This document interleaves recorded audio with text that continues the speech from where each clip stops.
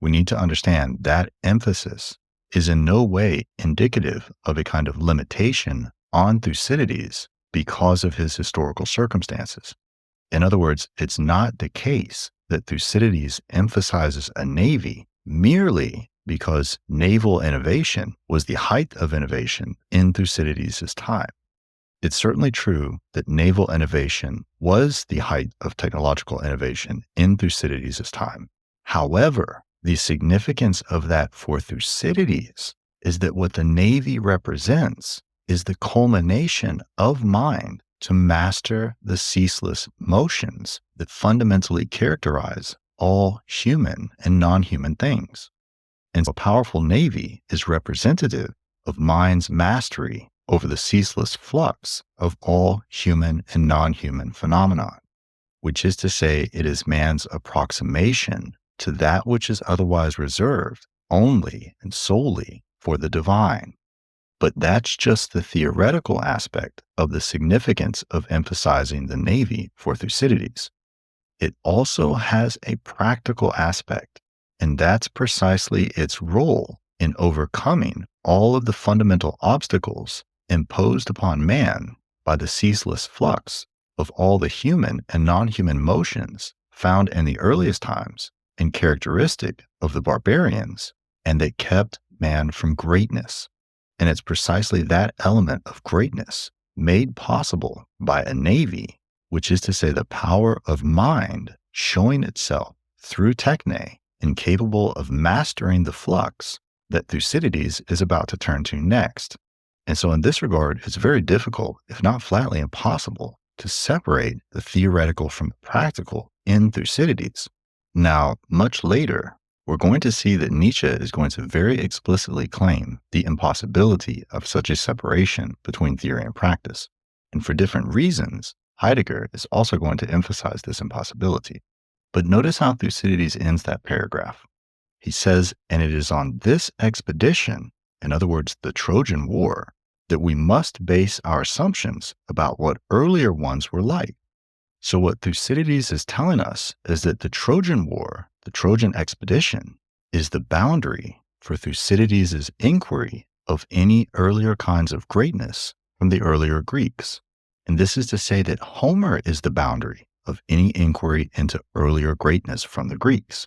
And that's important because Thucydides is about to make the case that what Homer claimed was great really wasn't that great. And so what this means is that Thucydides' critique of Homer represents Thucydides' critique of what I had mentioned earlier as the fundamental premise of all politics, that the old is the good.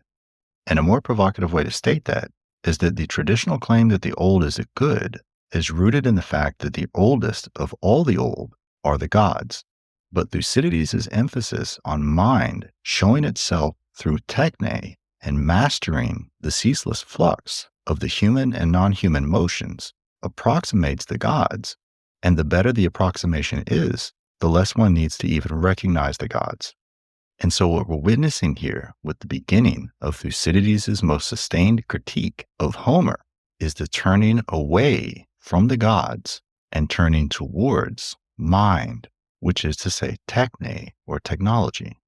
And now we turn to paragraph 10, where Thucydides is about to clarify and expand upon the critique of Homer that he has just begun in paragraph 9.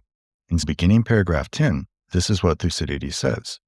Now, just because Mycenae was a small place, or because some other township of that period does not now seem to amount to much, that's not a valid reason to doubt, or more literally what the Greek means right there is anyone using exact evidence would not doubt the size of the joint force as reported by the poets and as traditionally accepted.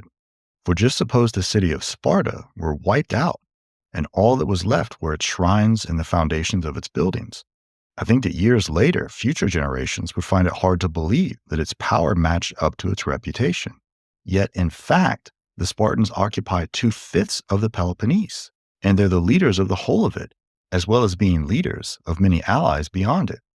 Nevertheless, because they're not united in one city, in other words, because they're not geographically all located in a single city, and they have no lavish shrines or public buildings, but instead live in village settlements in the traditional Greek manner, they would be underestimated.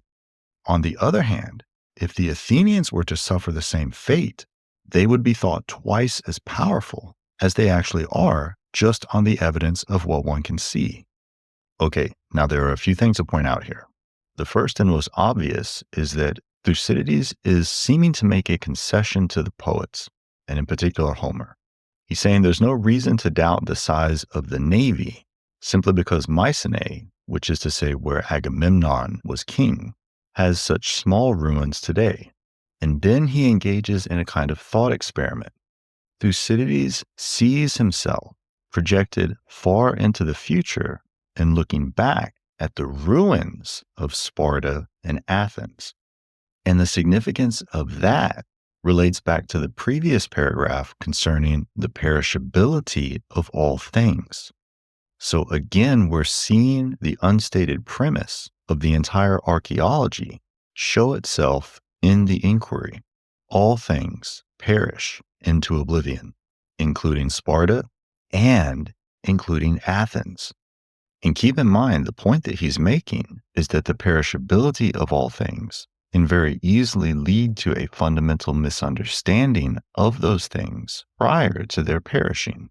Because as he says, Sparta would look weaker than it was, and Athens would look far more powerful than it was. And so what's going on here is that this is a kind of commentary on that fundamental principle that I had mentioned previously, that the old is the good. Because what this means is that the oldest of all the old might simply be indeterminate for us, which is to say we just can't know it because it's so old. We don't have enough remnants to properly assess the oldest of the old. And it's precisely that indeterminacy that requires Thucydides to have to use Homer as the boundary for his inquiry into great things, looking backwards.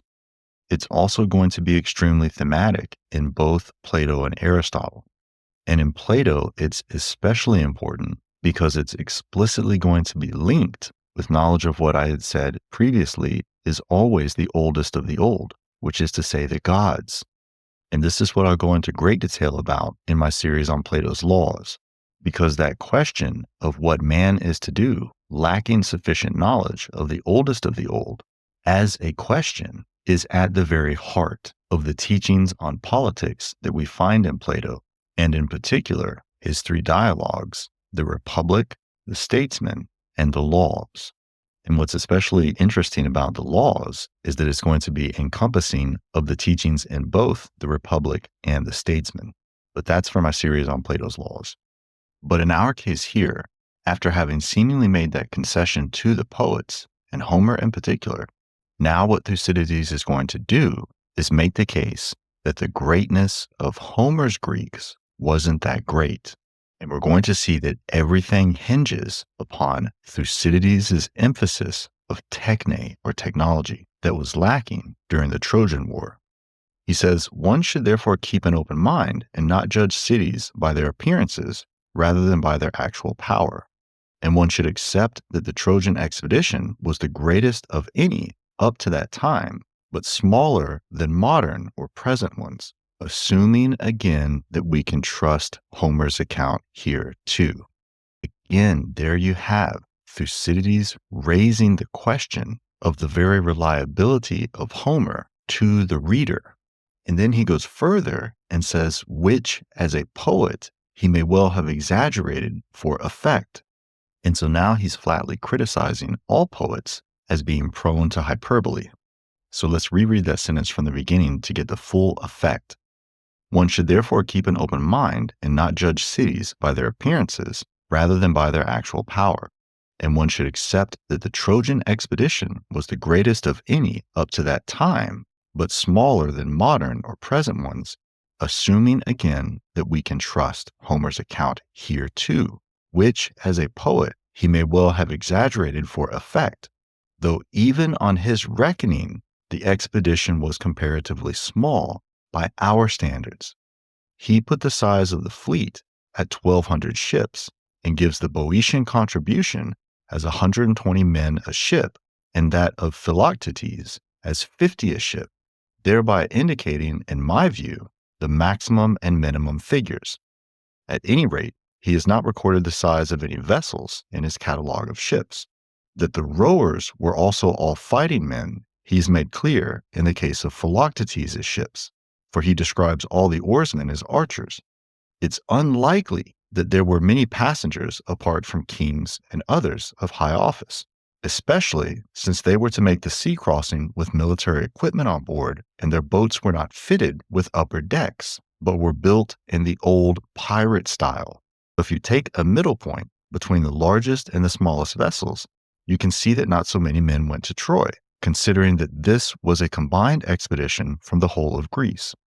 Okay, and so what we see Thucydides doing here is inferring and interpolating the number of warriors in the Trojan expedition based upon the craftsmanship of the boats that were capable of getting them to Troy, namely the fact that they lacked upper decks and were still of the style of the older pirate ships. Again, techne is everything here in determining greatness. And notice also that greatness is showing itself through empire. And he's going to clarify this immediately in paragraph 11.